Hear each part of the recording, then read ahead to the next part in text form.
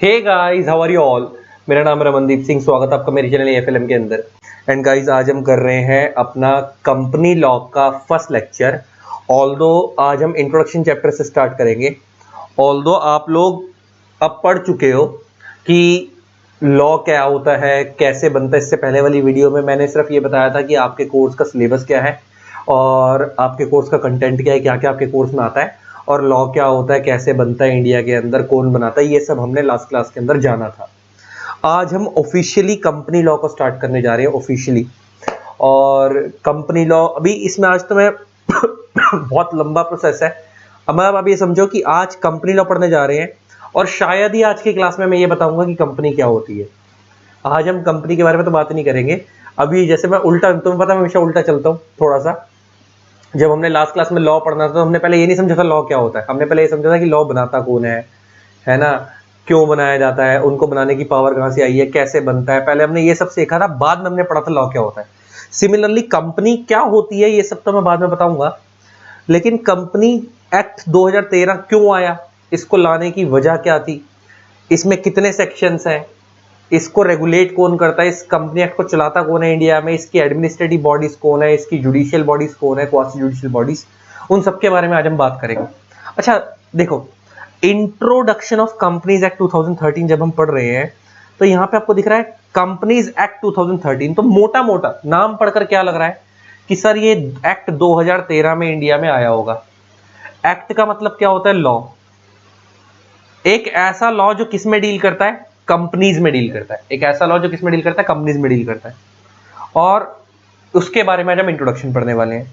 तो पहला क्वेश्चन तो ये, क्या इंडिया में कंपनी एक्ट 2013 से पहले क्या इंडिया में कोई कंपनी एक्ट था या नहीं था? था। आपको पता होगा सबसे पहले, जैसे भी तुम्हारे को पता है कंपनी एक्ट, अभी जैसे तुम्हारे को पता है कंपनीज एक्ट 2013 चल रहा है। इससे पहले इंडिया में होता था कंपनीज एक्ट 1956। उससे पहले इंडिया में होता था कंपनीज एक्ट 1913। उससे पहले 1800 की सदी में भी होते थे एटसेट्रा, ऐसे और भी होते थे। मतलब इसका मतलब मेरे कहने की सेंस ये है कि ये ऐसा इकलौता कंपनी लॉ नहीं है जो इंडिया में पहली बार आया। इससे पहले भी इंडिया में कंपनी लॉ होता था, लेकिन उस लॉ में कोई ना कोई कमी रही गई होगी, इसलिए उसको दूर करा गया, उसको हटाया गया, उसकी जगह नया लॉ लाया गया। मेरा क्वेश्चन है, तुम्हारे को पता है कि अगर किसी लॉ में कोई कमी होती है तो उस लॉ की कमी को दूर करने के लिए हम अमेंडमेंट लाते हैं। क्या लाते हैं? अमेंडमेंट लाते हैं। तो उसके लिए अमेंडमेंट एक्ट पास होता है। तो मेरे कहने की सेंस ये है कि जैसे कंपनीज एक्ट 1956 इंडिया में इतने टाइम से चल रहा था, 1956 से लेकर वो 2013 तक चलता रहा। तो मेरे कहने की सेंस है कि कंपनी एक्ट 2013 लाए ही क्यों ना लाते। जो पहले वाला इंडिया में चल रहा था वही चलता रहता। जो दिक्कतें थी वो अमेंडमेंट के थ्रू लाते रहते। उसमें पहले भी अमेंडमेंट आई है।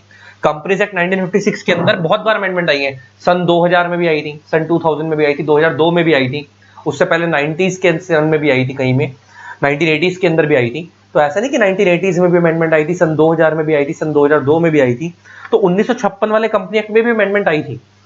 तो मेरे कहने की सेंस ये कि जब अमेंडमेंट के थ्रू ही काम हो जाता है तो नया एक्ट लाने की क्या जरूरत थी, नया एक्ट लाने की क्या जरूरत थी। और आपको पता है कोई भी एक्ट, अब तुम्हारे को मैंने लास्ट क्लास में बता दिया था कि कोई भी एक्ट जो बनता है, कोई भी एक्ट बनने से पहले क्या होता है, बिल।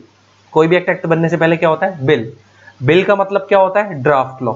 ड्राफ्ट लॉ, एक ड्राफ्ट लॉ रेडी किया जाता है। देन इस बिल को both the houses of parliament से पास कराया जाता है। Both the houses of parliament से पास कराया जाता है, हमने लास्ट क्लास के अंदर पढ़ा था।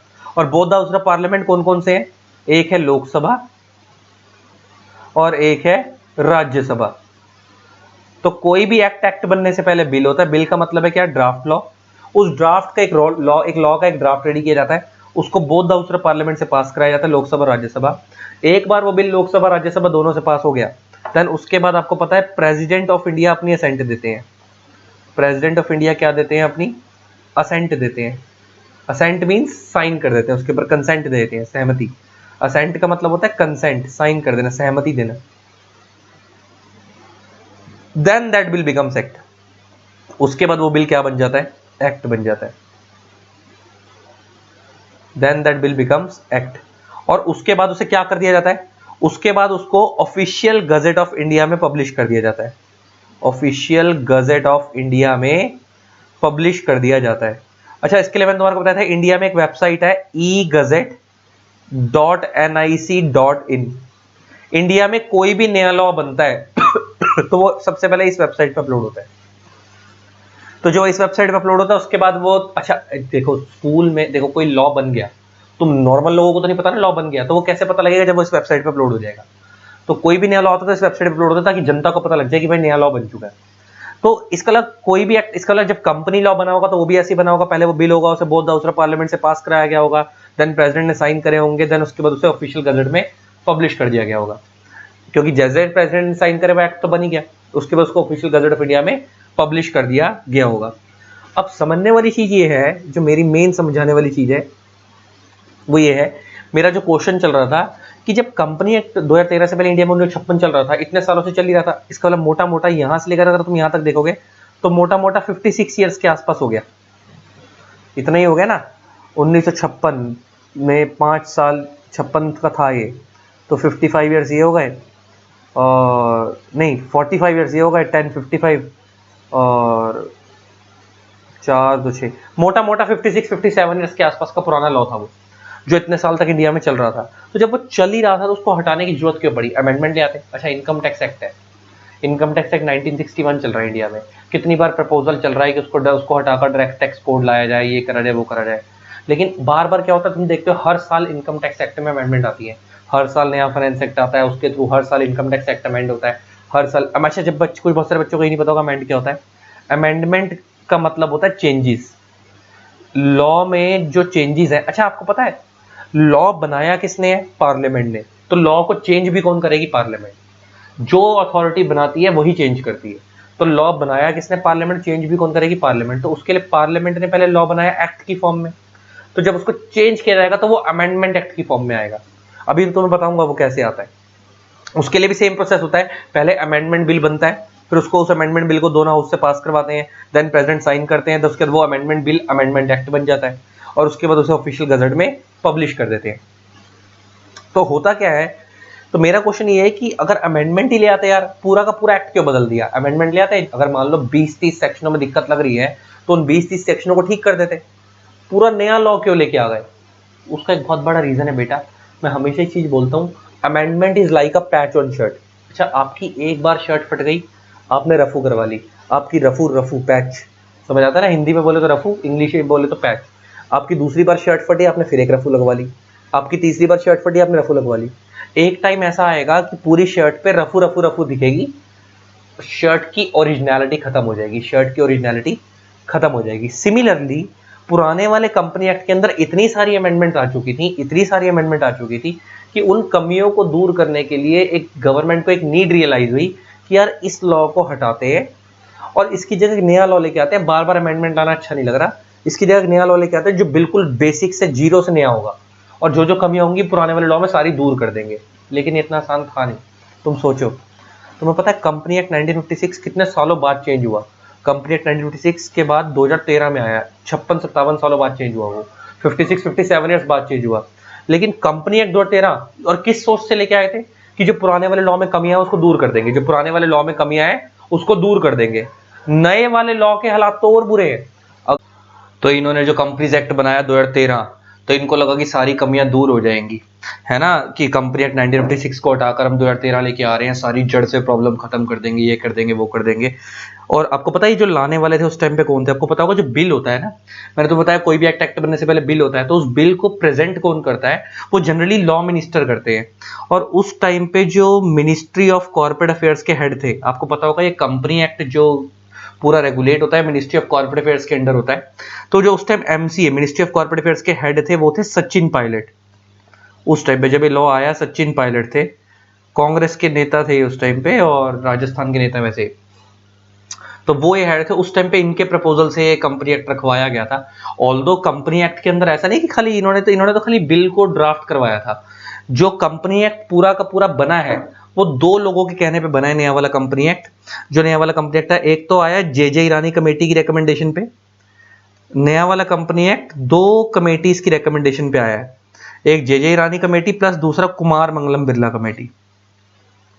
कुमार मंगलम बिरला कमेटी, कुमार मंगलम बिरला कमेटी तो आपको पता ही होगी बिरला ग्रुप की कमेटी है। और जे ईरानी कमेटी रतन टाटा ग्रुप की एडवाइजरी कमेटी, टाटा ग्रुप की एडवाइजरी कमेटी प्लस और भी ग्रुप्स को एडवाइस देती है। तो बेसिकली ये कमेटियां जो थी, इनकी रिकमेंडेशन पे कंपनी लॉ आया, इनकी रिकमेंडेशन पे कंपनी लॉ आया कि कंपनी लॉ में क्या क्या चेंजेस करने चाहिए जो पुराने वाले कंपनी एक्ट में नहीं थे। जैसे एग्जांपल, वन पर्सन कंपनी का कंसेप्ट, ये पुराने वाले कंपनी लॉ में नहीं था, अभी आया है। वुमेन डायरेक्टर का कंसेप्ट कि वुमेन डायरेक्टर को अपॉइंट करना मैंडेटरी है बड़ी कंपनियों के अंदर, ये पुराने वाले कंपनी एक्ट में नहीं था, अब आया है। सीएसआर का कंसेप्ट, कॉर्पोरेट सोशल रिस्पॉन्सिबिलिटी, हर एक देखो, जैसे हर एक कंपनी जो बनती है वो समाज में बनती है, तो जितने भी वो फायदे उठाती है वो समाज से उठाती है, समाज से लेती है ना फायदे। तो जब वो समाज से इतने सारे फायदे ले रही है तो उसको समाज को बदले में कुछ रिटर्न भी करना पड़ेगा, तो उसको हम बोलते हैं सीएसआर, कॉर्पोरेट सोशल रिस्पॉन्सिबिलिटी, कि कंपनी बनी समाज में है तो वो समाज के लिए कुछ भला भी करेगी, उसी को हम बोलते हैं सीएसआर, कॉर्पोरेट सोशल रिस्पॉन्सिबिलिटी। ये सारे एटसेट्रा ऐसे बहुत सारे कंसेप्ट है जो पुराने वाले कंपनी एक्ट में नहीं थे लेकिन नए वाले कंपनी एक्ट में लाए गए हैं। तो ये सारे कंसेप्ट ये क्या होते हैं डिटेल में इनके बारे में आगे जाके बात करेंगे, अभी तो सिर्फ ऊपर ऊपर से बता रहा हूँ कि कुछ नई चीजें जो पुराने वाले कंपनी लॉ में नहीं थी अब लाई गई हैं। तो वो इन कमेटीज की रिकमेंडेशन पे लाई गई हैं, और जो बिल को रेडी करवाया था वो इन लोगों ने करवाया था, प्लस इनकी जो लॉ मेकर्स की टीम होती होगी साथ में, उन्होंने।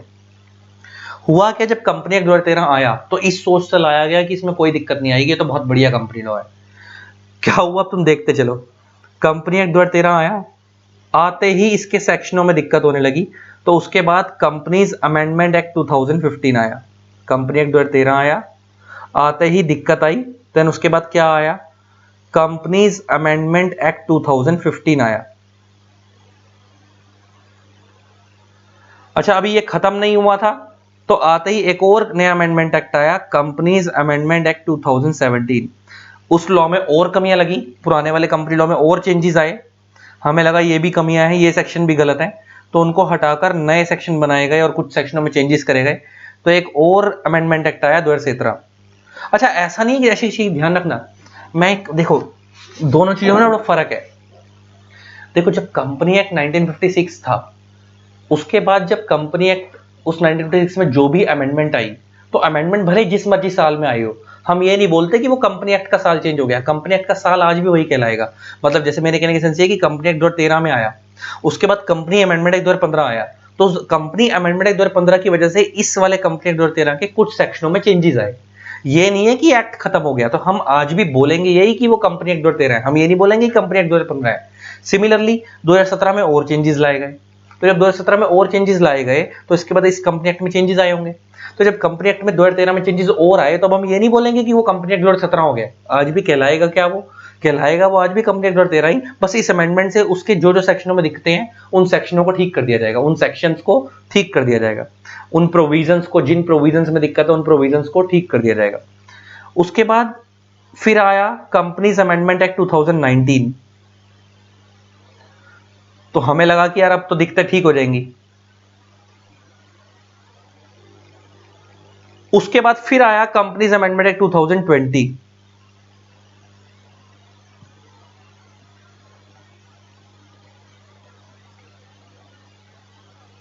तो तुम अगर हालात देखो कि आज के लॉ मेकर ज्यादा समझदार हैं, पहले वाले लॉ मेकर ज्यादा समझदार थे। पुराना वाला कंपनीज एक्ट 1956 में आया और वो 2013 तक चला, और 2013 के बीच में अमेंडमेंट आई लेकिन 3-4 बार आई, इससे ज्यादा नहीं आई। यहाँ तो अब इसको और वो भी बहुत लेट लेट सालों में आई, कि सन 2000 में आई थी और 2002 में आई थी, और उससे पहले कुछ 1980s के आसपास आई थी और कुछ 70s के आसपास आई थी। यहाँ तो साला हालात देखो तुम कि कंपनी 2013 से लेकर 15, 17, 18, 19, 20, 4 अमेंडमेंट एक्ट तो आ ही चुके हैं, अभी चलते चले जाएंगे। अभी तो हालात ये भी चल रहे हैं कि कुछ लोग तो ये भी कह रहे हैं कि ऐसा ना हो कि कंपनी एक्ट ही पूरा बदल दिया जाए, ये वाला भी।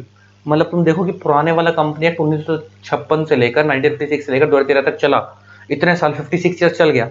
नया वाला कंपनी लॉ तो मेरे को नहीं लगता ये 20 साल भी चलेगा, जो इसके हालात हैं। 4 बार तो इसमें अमेंडमेंट आ चुकी है अभी से ही, अभी इतने ही सालों के अंदर ही। तो अब वाले लॉ मेकर्स की जो ड्राफ्टिंग है ना वो इतनी बढ़िया नहीं है। पहले वाले लॉ मेकर क्या करते थे पता है, पहले वाले लॉ मेकर्स में और अब वाले लॉ मेकर्स में क्या फर्क है। पुराने वाले जो लॉ मेकर होते थे ना, वो जब लॉ बनाते थे तो वो बहुत सोच समझ कर बनाते थे, कि फ्यूचर के पर्सपेक्ट को सोच के भी और क्या क्या चीजें, इफ्स एंड बट सोच कर कि ऐसा नहीं ऐसा होगा तो क्या होगा, ऐसा नहीं ऐसा होगा तो क्या होगा, तो वो सारे ही ना लॉ में पहले से प्रोविजन डाल देते थे कि फ्यूचर में अगर कोई दिक्कत आएगी तो उसके प्रोविजन भी लॉ में वो पहले से डाल देते थे। आजकल के जो लॉ मेकर है ना, वो पता क्या करते हैं, अपने हिसाब से लॉ बना देते हैं और क्या कहते हैं, जो होगी देखी जाएगी, तू बना दे, लॉ बनाकर पास कर दो, जो जो दिक्कतें आएंगी बाद में लोग बताएंगे तो हम ठीक करते जाएंगे। जब इंडस्ट्री में लोग प्रॉब्लम फेस करेंगे तो बताएंगे कि भाई सेक्शन में दिक्कत आ रही है तो हम उस सेक्शन को ठीक कर देंगे। फर्क हो गया ना। अच्छा, पुराने जमाने ये सिमिलरली क्या हमारे तुम्हारे ऐसे लोग ही तो हैं, जब हमारे पापा लोगों की जनरेशन के लोग होते हैं, अच्छा जो पापा लोगों की जनरेशन के लोग होते थे, तो वो लोग अगर क्या करते थे कि अगर 100 रुपए कमाते थे ना, तो वो लोग 80 रुपए खर्चते थे, 20 रुपए सेव करते थे, 20 रुपए सेव करते थे, 20 रुपए 30 रुपए सेव करते थे। अच्छा, इसीलिए वो रिजर्व्स बनाकर रखते थे, किस्म से रिजर्व्स बनाते थे ना, 20-30 रुपए सेव करते थे, 60-70-80 रुपए खर्चते थे 100 रुपए की इनकम में। आजकल के लोग क्या करते हैं, साला इनकम है 100 रुपए की, खर्चेंगे 120 रुपए, क्रेडिट कार्ड पे ले लेंगे चीजें और मंथली बैठ के किस्तें भरते रहेंगे। यही होता है, जमाना बदल रहा है। पुराने जमाने के लोग ना कुछ फ्यूचर में हमारे साथ गलत ना हो जाए उसके लिए कुछ पैसे से सेविंग करके रखते थे, पॉलिसीज करवाते थे, बहुत कुछ करवाते थे। आजकल के लोग क्या करते हैं, जो होएगी देखी जाएगी, है ना, जब अभी प्रेजेंट में जियो, जो होएगी देखी जाएगी, फ्यूचर का इतना सोचते ही नहीं। अब इसमें नुकसान दे जाता है कई बार ये चीजें। तो सिमिलरली लॉ मेकर ने लॉ बनाया, पुराने वाले लॉ मेकर जब लॉ बनाते थे तो सोच समझ के बनाते थे, इफ्स एंड बट्स की क्या दिक्कत आ सकती है, कैसे आ सकती है, वगैरह वगैरह, और उन सब चीजों को पहले ही सोच के लॉ में कवर कर देते थे। तो अब बार बार अमेंडमेंट लाने की दिक्कत नहीं होती थी। आजकल के लॉ मेकर इतना दिमाग नहीं लगाते हैं, लॉ बना दिया देखी जाएगी, बाद में जो दिक्कत होगी अमेंडमेंट लाके ठीक कर देंगे, इंडस्ट्री में जो दिक्कत आएगी। तो इस वजह से दिक्कतें ज्यादा आ रही हैं, इस वजह से अमेंडमेंट ज्यादा आ रही हैं, और कंपनी एक्ट जो है वो स्टेबल ही नहीं हो पा रहा, कंपनी एक्ट आता ही स्टेबल नहीं हो पा रहा। तो अल्टीमेटली पहले तो मैंने तुम्हें यह समझाया कि वैसे एक्ट लाते क्यों है, कि पूरा का पूरा एक्ट क्यों बदला जाता है, कि अगर किसी एक्ट में थोड़े बहुत चेंजेस हो तो अमेंडमेंट लाकर ठीक कर दो। लग रहा है कि चेंजेस बहुत ज्यादा हो चुके हैं, एक्ट की ओरिजिनलिटी खत्म हो रही है, तो उस पूरे के पूरे एक्ट को रिप्लेस करके नया एक्ट ले आओ। अब लाया तो ये कंपनी एक्ट 2013 को भी इसी सेंस में थे कि कंपनी एक्ट 1956 में बहुत सारी अमेंडमेंट आ चुकी है तो उसको हटाकर नया ले आओ, लेकिन किसी को पता नहीं था कि 2013 वाले में भी इतनी दिक्कतें आनी शुरू हो जाएंगी। खैर, अभी तक तो हम ये मान के चल रहे हैं कि 2020 का अमेंडमेंट एक्ट आने के बाद थोड़ा बहुत स्टेबल हो चुका है वो, लेकिन स्टिल। तो अभी हमने पहले ये समझा कि लॉ पहले वाला क्या था और अब वाला क्या है। अब मैं कुछ बात करता हूं। देखो, जब हम बोलते हैं ना लॉ, जैसे हम पढ़ रहे हैं एक्ट, जैसे हम पढ़ रहे हैं कंपनी एक्ट 2013, तो जो एक्ट होता है ना, एक्ट जैसे हम पढ़ रहे हैं अभी कंपनीज एक्ट 2013 पढ़ रहे हैं अभी हम लोग, तो ये जो एक्ट होता है ना, एक्ट का मतलब होता है लॉ, और एक्ट का ना ए हमेशा कैपिटल में रहेगा, एक्ट का ए हमेशा कैपिटल में रहेगा, क्योंकि अगर ये स्मॉल ए होगा तो एक्टिविटी बन जाएगा, अगर स्मॉल में ए होगा तो क्या बन जाएगा, एक्टिविटी बन जाएगा। तो एक्ट का ए हमेशा कैपिटल में होगा, और एक्ट का मतलब होता है लॉ। लेकिन ना एक्ट अपने आप में कंप्लीट लॉ नहीं होता, एक्ट एक छोटा सा लॉ का पार्ट होता है। मैं तुम्हें बता रहा हूं कि लॉ कंप्लीट कैसे बनता है। Act plus rules plus circulars plus notifications, जब हम इन सारी चीजों को जोड़ देते हैं ना, तब बनता है कंप्लीट लॉ, तब बनता है क्या, कंप्लीट लॉ।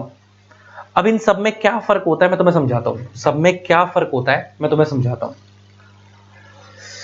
जरा समझना। देखो, एक्ट के अंदर ना क्या होते हैं, सेक्शंस होते हैं, एक्ट में क्या होते हैं, सेक्शंस, और एक्ट कौन बनाती है, पार्लियामेंट। और जो रूल्स होते हैं ना वो कौन बनाती है, गवर्नमेंट, और गवर्नमेंट खुद नहीं बनाती, वो अपनी पावर्स को मिनिस्ट्रीज को डेलीगेट कर देती है, तो रूल बनाती है मिनिस्ट्रीज। जैसे मैं तुम्हारे को अगर बताऊं तो कंपनी लॉ के अंदर जो अथॉरिटी, जो मिनिस्ट्री रूल बनाती है, वो मिनिस्ट्री का नाम है ministry of corporate affairs. Income tax act के अंदर जो मिनिस्ट्री रूल बनाती है उसका नाम है मिनिस्ट्री ऑफ फाइनेंस। तो जो रूल्स बनाती है वो कौन बनाती है, मिनिस्ट्रीज। एक्ट कौन बनाती है, पार्लियामेंट। जो रूल्स बनाती है वो कौन बनाती है, मिनिस्ट्रीज। गवर्नमेंट बनाती है, हम बोलते हैं कि सेंट्रल गवर्नमेंट बनाती है, लेकिन सेंट्रल गवर्नमेंट खुद कुछ नहीं करती, वो अपनी पावर मिनिस्ट्रीज को डेलीगेट कर देती है और मिनिस्ट्रीज के थ्रू रूल्स बनवाती है। अब समझना। अच्छा, एक्ट में होते हैं सेक्शंस, तुमने देखा होगा ना पिक्चरों में, सुना भी होगा, इसको धारा बोलते हैं हिंदी में, सेक्शन को धारा। इसको दफा 302 के तहत सजाए मौत दी जा रही है ना, सुनते होगे तुम ऐसे। इसके ऊपर 420 का धारा 420 का केस चल रहा है। तो सेक्शंस जो होते हैं ना, अच्छा सेक्शन में मेन लॉ होता है, लेकिन उस सेक्शन को चलाना कैसे है वो रूल्स बताते हैं, सेक्शन को चलाना कैसे रूल बताते हैं। जैसे मैं एग्जांपल लेके बात करता हूं, कंपनी लॉ के अंदर, अभी मैं तुम्हें बताऊंगा आगे, कंपनी लॉ में एक सेक्शन है 152, कंपनी लॉ में एक सेक्शन है 152 जो डील करता है अपॉइंटमेंट ऑफ डायरेक्टर्स में, जो डील करता है अपॉइंटमेंट ऑफ डायरेक्टर्स में। और ये सेक्शन ये बोलता है कि जब भी आप किसी डायरेक्टर को अपॉइंट करोगे, तो अपॉइंट करने के लिए आपको गवर्नमेंट को एक फॉर्म फाइल करना पड़ेगा। गवर्नमेंट कौन है वहां पे? रजिस्ट्रार। जैसे आप प्रॉपर्टी की रजिस्ट्री कराते हो ना, ऐसे कंपनी जब कोई बनती है तो कंपनी की भी एक रजिस्ट्री होती है, जिसके पास रजिस्ट्री होती है उसे हम बोलते हैं रजिस्ट्रार। अब इसके बारे में आगे बताऊंगा। तो जब आप कोई डायरेक्टर अपॉइंट करते हो तो सेक्शन 152 ये बोलता है कि आपको रजिस्ट्रार को इंटीमेट करना है। रजिस्ट्रार को इंटीमेट करना है कि भाई इस कंपनी ने, मान लो कोई कंपनी है एक्स लिमिटेड, इसने कोई डायरेक्टर अपॉइंट करा है, तो इस कंपनी को आरओसी को, रजिस्ट्रार को बताना पड़ेगा। इसको हम शॉर्ट में बोलते हैं आरओसी, रजिस्ट्रार ऑफ कंपनीज। इसकी फुल फॉर्म है registrar of companies, registrar of companies. तो क्या होता है कि जब भी कोई नया डायरेक्टर अपॉइंट होता है तो सेक्शन 152 ये बोलता है कि आपको आरओसी को बताना पड़ेगा कि भाई हमारी कंपनी ने नया डायरेक्टर अपॉइंट करा है। सेक्शन 152 क्या बोलता है कि आपको आरओसी को बताना पड़ेगा कि हमारी कंपनी ने नया डायरेक्टर अपॉइंट करा है। लेकिन वो डायरेक्टर को बताने के लिए एक फॉर्म फाइल करना पड़ता है। वो डायरेक्टर को अपॉइंट करने के लिए ना आरओसी को एक लिखा होता है कि फॉर्म फाइल करना है, और वो कौन सा फॉर्म फाइल करना है वो लिखा होता है रूल्स में। वो कहां लिखा होता है? रूल्स में। इसका मतलब कंपनी लॉ ये बताता है, सेक्शन ये बताते हैं कि डायरेक्टर अपॉइंट होगा, लेकिन किस फॉर्म के थ्रू होगा वो कौन बताता है? रूल बताता है ना। सिमिलरली ऐसा लॉ में और भी लिखा हुआ है। जैसे लॉ में लिखा हुआ है कि भाई आप ये वाला काम कर सकते हो, लेकिन कितने दिन में करोगे वो वाली चीज रूल में लिखी हुई है। इसका मतलब अगर तुम देखो तो पहले सेक्शन आते हैं, सेक्शन को चलाने के लिए रूल्स आते हैं। रूल और सेक्शन साथ साथ चलते हैं। अगर सेक्शन ही नहीं होगा तो रूल किसी काम का नहीं है। रूल किसी काम का नहीं है। देखो सेक्शन बिना रूल के भी चल सकता है, लेकिन रूल कभी बिना सेक्शन के नहीं चल सकता। रूल हमेशा किसको हेल्प करने आता है? सेक्शन को हेल्प करने आता है। जैसे भी मैंने तो यहां बताया कि कंपनी लॉ में लिखा डायरेक्टर अपॉइंट करना है तो एक फॉर्म फाइल करना है। कौन सा फॉर्म फाइल करना है वो कहां लिखा हुआ है? रूल में लिखा हुआ है ना। कंपनी लॉ में लिखा हुआ अगर आपको ये काम करना है तो इतने दिन में आपको फॉर्म फाइल करना है। तो कितने दिन में करना है और कौन सा फॉर्म, नहीं कंपनी लॉ में लिखा आप ये काम कर सकते हो। मान लो कंपनी लॉ में लिखा है कि आपको रजिस्टर्ड ऑफिस शिफ्ट करना है। मान लो कोई कंपनी है, उसको अपना रजिस्टर्ड ऑफिस शिफ्ट करना है एक स्टेट से दूसरी स्टेट में। कोई कंपनी है, उसको अपना रजिस्टर्ड ऑफिस शिफ्ट करना है एक स्टेट से, एक मिनट रुको, एक मिनट रुको गाइस, एक मिनट रुको। इसका मतलब कंपनी लॉ हमें कहता है कि आप रजिस्टर्ड ऑफिस शिफ्ट कर सकते हो, लेकिन शिफ्ट करने का प्रोसीजर कहां पे लिखा होता है? रूल्स में। प्रोसीजर कहां पे लिखे होते हैं? रूल्स में। इसका ले दे के एक्ट और रूल में फर्क पता क्या है? एक्ट आपको अलाउ करता है टू डू समथिंग, एक्ट आपको अलाउ करता है टू डू समथिंग, कि आप ये चीज कर सकते हो। और रूल का काम क्या होता है? प्रोसीजर बताना। रूल्स क्या करते हैं? उसको how that thing should be done, वो चीज होगी कैसे वो रूल्स बताते हैं, वो रूल्स बताते हैं। तो एक्ट का काम क्या होता है? ये बताना कि आप ये काम कर सकते हो, लेकिन वो चीज होगी कैसे वो कौन बताते हैं? रूल्स बताते हैं। आप लॉ बोलता है डायरेक्टर अपॉइंट कर लो, लेकिन किस तरीके से अपॉइंट करना है, कौन सा फॉर्म फाइल करना है वो कौन बताता है? रूल बताता है। लॉ कहता है आप ये काम कर लो, है ना, लेकिन वो किस तरीके से करना है कोई भी काम? लॉ कहता है आप रजिस्टर्ड ऑफिस शिफ्ट कर लो, लेकिन किस तरीके से शिफ्ट होगा वो रूल्स बताते हैं, वो रूल्स बताते हैं। लॉ कहता है आप ऑडिटर अपॉइंट कर लो, किस तरीके से? लॉ, लॉ मतलब सेक्शन, एक्ट। तो और एक्ट में क्या होते हैं? सेक्शंस। तो सेक्शन आपको ये बताते हैं कि आप ये चीज कर सकते हो, किस तरीके से होंगी वो कौन बताता है? रूल्स बताते हैं। वो होगी किस तरीके से वो रूल्स बताते हैं। ये फर्क होता है। अब आगे बढ़ो तो तुम समझो। तो एक्ट और रूल्स में फर्क समझ आ गया। नेक्स्ट होता है सर्कुलर। और एक्ट कौन बनाता है? पार्लियामेंट। और रूल्स कौन बनाती है? Governments, ministries. सर्कुलर्स कौन, सर्कुलर्स क्या होते हैं? सर्कुलर्स का मतलब होता है क्लैरिफिकेशंस। सर्कुलर्स का मतलब क्या होता है? क्लैरिफिकेशंस।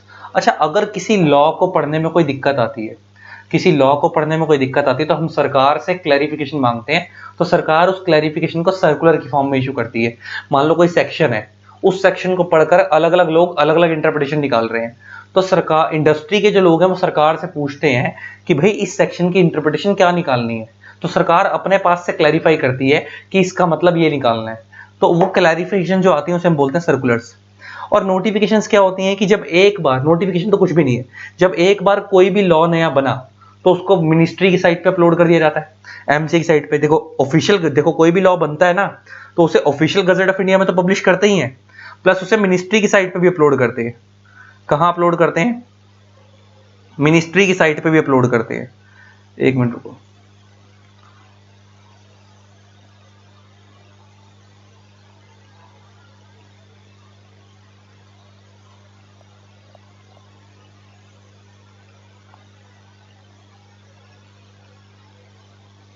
ये मिनिस्ट्री ऑफ कॉर्पोरेट अफेयर्स की साइट है, इस साइट पे भी अपलोड करते हैं। कोई भी जब नया लॉ बनता है ना, तो ये नोटिफिकेशन दिख रही है ना, यहाँ नोटिफिकेशन वाला कॉलम है, तो इस साइड ये नोटिफिकेशन आई हुई हैं, तो इसे हम बोलते हैं नोटिफिकेशन। कोई भी जब नया लॉ बनता है, कोई भी जब नई अमेंडमेंट आती है, तो उसको इस वेबसाइट पे अपलोड कर देते हैं। तो कंपनी लॉ से रिलेटेड मिनिस्ट्री की साइट पे अपलोड करते हैं, जैसे हम बोलते हैं नोटिफिकेशन। जब एक बार वेबसाइट पे अपलोड हो गया तो वो क्या हो गया, नोटिफाई हो गया, तो इसे हम क्या बोलते हैं, नोटिफिकेशन की आ गई। तो ये होती है नोटिफिकेशन। तो इसका मतलब act plus rule plus circular plus notification सबको जोड़ देते हैं, तब क्या बनता है, कंप्लीट लॉ। तब क्या बनता है, कंप्लीट लॉ।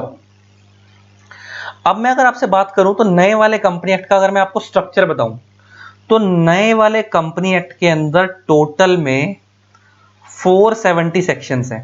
कंपनीज एक्ट 2013 के अंदर, कंपनीज एक्ट 2013 में 470 सेक्शंस हैं, 470 सेक्शन है। वो अलग बात है कि आपके कोर्स में तो पूरे नहीं है, आपको तो पूरे स्टूडेंट लाइफ में तो लिमिटेड ही पढ़ाए जाते हैं, है ना। जैसे अगर मैं सीए इंटर के हिसाब से बात करूं, सीए वालों को 1 से लेकर 148 तक इंटर में पढ़ाए जाते हैं, और फिर उसके बाद 149 से लेकर 470 तक फाइनल में पढ़ाए जाते हैं। सीएस के हिसाब से बात करूं तो उनको 1 से लेकर 205 तक एग्जीक्यूटिव में पढ़ाए जाते हैं, बाकी फाइनल में पढ़ाए जाते हैं। सीएमए के हिसाब से बात करूं तो सीएमए इंटर वाले बच्चों को 1 से लेकर 148 तक प्लस आगे के कुछ 15-20 सेक्शन इंटर में पढ़ाए जाते हैं, बाकी फाइनल में। बाकी सारे सीएमए फाइनल पढ़ाए जाते हैं, 149 से लेकर बाद तक के फाइनल में, और कुछ सेक्शन स्टार्टिंग के भी कुछ फाइनल में बच्चों को पढ़ाए जाते हैं, सीएमए फाइनल वालों को। तो इस तरीके से सारे कोर्स बटे हुए हैं। तो ले लेके आप समझो कि स्टूडेंट लाइफ में आपको पूरा नहीं पढ़ाया जाता है ना, बांट बांट के पढ़ाया जाता है। लेकिन ओवरऑल कंपनी एक्ट में अगर मैं बात करूं, टोटल में कितने सेक्शंस हैं, 470, है ना। और कंपनी एक्ट को कितने सेक्शंस में डिवाइड करा हुआ है, 29 चैप्टर्स में डिवाइड करा हुआ है। कंपनी एक्ट में 470 सेक्शंस हैं, 29 चैप्टर्स में डिवाइड किया गया है, एंड 7 शेड्यूल्स हैं। प्लस इसमें कितने शेड्यूल्स हैं, ये तुम्हारे जनरल नॉलेज की बातें हैं, इसमें से पेपर में कोई नहीं पूछेगा, लेकिन इसके बिना तुम्हारा कुछ हो नहीं सकता। अगर ये चीजें तुम्हें समझ नहीं आएंगी तो तुम्हारा कुछ नहीं हो सकता, तुम बर्बाद हो,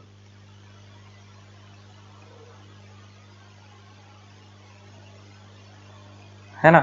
तो इसके अंदर 29 चैप्टर्स है प्लस 7 शेड्यूल्स हैं। अच्छा, शेड्यूल्स आपको पता होंगे, शेड्यूल 3 के अकॉर्डिंग आप लोग बैलेंस शीट बनाते हो, अकाउंट्स के अंदर पढ़ाते हैं ना तुम्हारे को टीचर। तो वो शेड्यूल 3 किसका है, कंपनी लॉ का शेड्यूल 3 है वो। तो 7 शेड्यूल है कंपनी लॉ में, तो उसके 7 शेड्यूल्स के अंदर से आप शेड्यूल 3 में अकॉर्डिंग आप क्या बनाते हो, बैलेंस शीट बनाते हो। शेड्यूल 2 के अकॉर्डिंग डेप्रिसिएशन चार्ज होता है। तो इस तरीके से ऐसे 7 शेड्यूल बने हुए हैं। इसका ओवरऑल कंपनी लॉ में 470 सेक्शन है, और 770 सेक्शन के बाद उसको 29 चैप्टर में डिवाइड करा गया। अच्छा, 29 चैप्टर में डिवाइड मींस चैप्टर बनाए हुए और उसको अलग अलग उसके पार्ट्स बना दिए। फिर दिखाता हूं तुम्हारे को कंपनी एक्ट किस तरीके का है। एमसीए की साइड पे चलते हैं,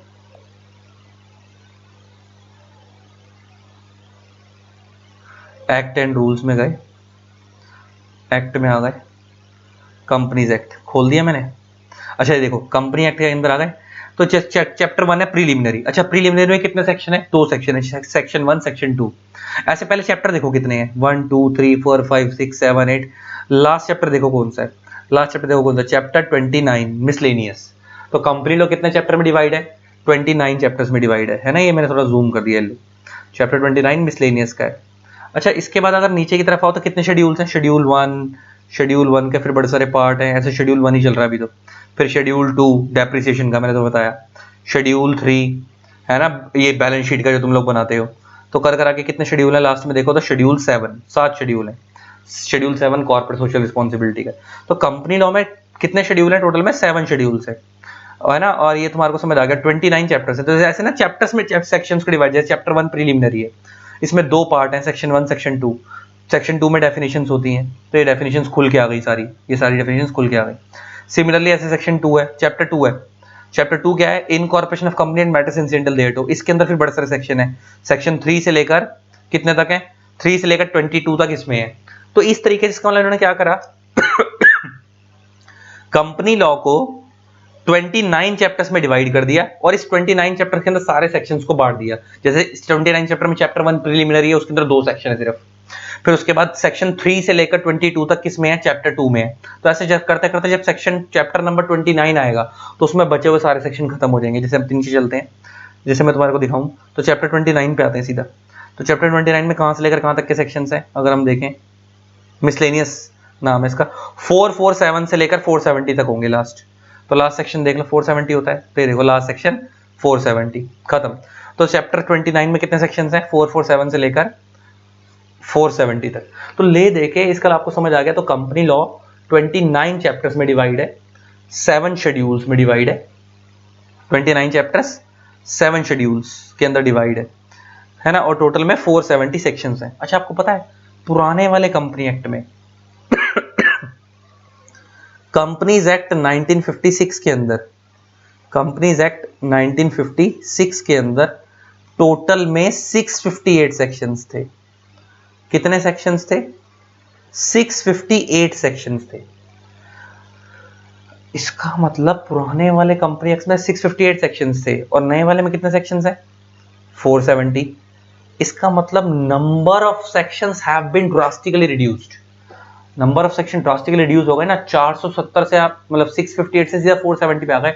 मोटा मोटा 200 सेक्शंस कम हो गए 188 के आसपास, या 18 कितने सेक्शंस कम हो गए? 470 658 कितने सेक्शंस कम हो गए? 188 के पास खत्म हो गए ना, 188 के आसपास खत्म हो गए। तुम सोचो इतने बड़े सेक्शन, इतने सारे सेक्शन तुम्हारे खत्म हो गए, नंबर ऑफ सेक्शन। तो क्या एक्ट छोटा हो गया? जब बहुत सारे लोगों को पता क्या लगा, जब नया नया कंपनी लॉ आया था ना 2013 वाला, तो लोगों को लगा कंपनी लॉ छोटा हो गया कि पुराने वाले में 658 सेक्शंस थे, नए वाले में 470 सेक्शंस हैं। तो क्या कंपनी लॉ छोटा हो गया पहले से? नहीं। इन्होंने पता क्या करा, इन्होंने क्या करा, बहुत सारे सेक्शंस को तो मर्ज कर दिया, 2-3 सेक्शनों को जोड़ के एक एक सेक्शन बना दिया। जो पुराने वाले कंपनी एक्ट में जो छोटे छोटे सेक्शंस थे, उन सारे सेक्शनों को जोड़ जोड़ के बड़ा बड़ा सेक्शन बना दिया। कुछ तो इन्होंने ये करा। और बहुत सारी चीजें इन्होंने क्या करी, रूल्स में डाल दी। बहुत सारी चीजें इन्होंने सेक्शन से निकाल कर कहां डाल दी? रूल्स में डाल दी। एक चीज कही जाती है कि जो नया वाला कंपनी लॉ है ना, वो स्केलेटन अप्रोच पे बना है। एक चीज कही जाती है कि जो नया वाला कंपनीज एक्ट है वो स्केलेटन अप्रोच पे बना है। कौन सी अप्रोच पे बना है? स्केलेटन अप्रोच पे। ये स्केलेटन अप्रोच क्या होती है मैं समझाता हूं। अच्छा एक बात बताओ, पता है नए वाले कंपनी एक्ट में रूल क्या करा है कि पुराने वाले कंपनी एक्ट में क्या होता था, 658 सेक्शंस थे, नए वाले कंपनी एक्ट में 470 सेक्शंस हैं। तो पता क्या करा इन लोगों ने, इन्होंने क्या करा है कि जो जो जगहों पे इनको लगता था ना कि चेंजेस ज्यादा आ सकते हैं, चेंजेस ज्यादा आ सकते हैं, उन चीजों को इन्होंने उठाकर डाल दिया रूल्स में। और जहां जहां इनको लगता था चेंजेस कम आएंगे, उन चीजों को इन्होंने सेक्शन के अंदर ही रखा। तो मैंने क्या बोला, जहां जहां इनको लगता था कि चेंजेस ज्यादा आ सकते हैं, उन चीजों को उठाकर इन्होंने कहां डाल दिया? रूल्स में। और जहां जहां इनको लगता था चेंजेस ज्यादा आएंगे और चेंजेस कम आएंगे, उन चीजों को इन्होंने सेक्शन में रखा। लॉजिक समझो क्यों करा ऐसा। अच्छा, एक्ट कौन बनाता है? पार्लियामेंट। और सेक्शंस कहां पे होते हैं? एक्ट के अंदर होते हैं।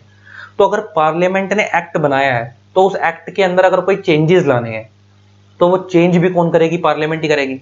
और पार्लियामेंट से चेंज करवाने का मतलब क्या है कि अमेंडमेंट एक्ट पास होगा। क्या पास होगा? Amendment act. जैसे मैंने तुम्हारे को बताया कि 4 अमेंडमेंट एक्ट पास हो चुके थे ऑलरेडी, 2015, 2017, 2019, 2020 पास हो चुके।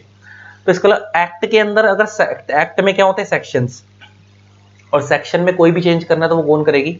पार्लियामेंट करेगी। सेक्शन में कोई भी चेंज करना तो पार्लियामेंट करेगी, क्योंकि पार्लियामेंट ने एक्ट बनाया तो चेंज भी कौन करेगी? पार्लियामेंट। कोई गवर्नमेंट तो कर नहीं सकती, सरकार तो कर नहीं सकती उसको चेंज, पार्लियामेंट खुद करेगी। अच्छा, पार्लियामेंट क्या 12 महीने बैठती है? ये पार्लियामेंट के सेशन होते हैं। आपको पता होगा budget session, winter session, autumn session.